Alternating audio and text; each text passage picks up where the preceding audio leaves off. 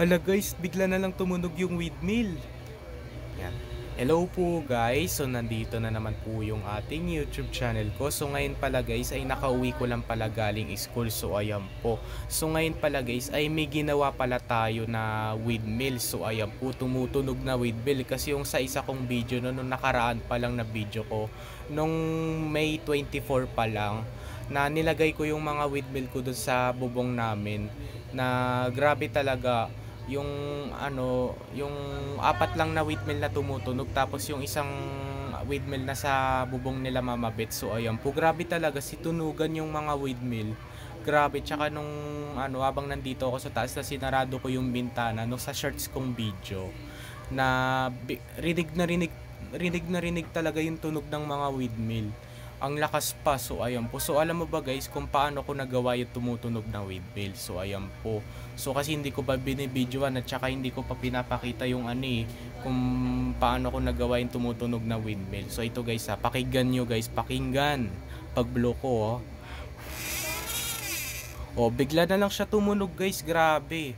So alam mo ba guys, ito papakita ko sa inyo kung paano ko to nagawa na tumutunog na windmill. So ito guys alam mo ba guys kung paano tumutunog yung windmill? So ito guys tingnan nyo to guys. Ito yan, ito yung plastic bottle guys, gawa. So kasi dito lang siya nakadikit sa sa takip. Kasi itong nakikita mong guhit na yan guys, ito lang kasi di ko makita guys yung mga guhit na yan guys. Yan isa pa guys, blow pa na nga natin. Ang lakas ng tunog, grabe talaga. So ayan po, ang lakas ng tunog. So ayan po. So ayan po guys, so dito na lang po tatapusin yung video vlog natin ngayon. So i-like and share and subscribe mo guys para lagi kayo updated sa susunod kong video na in-upload. So ayan po, ito guys tumunog na lang siya bigla.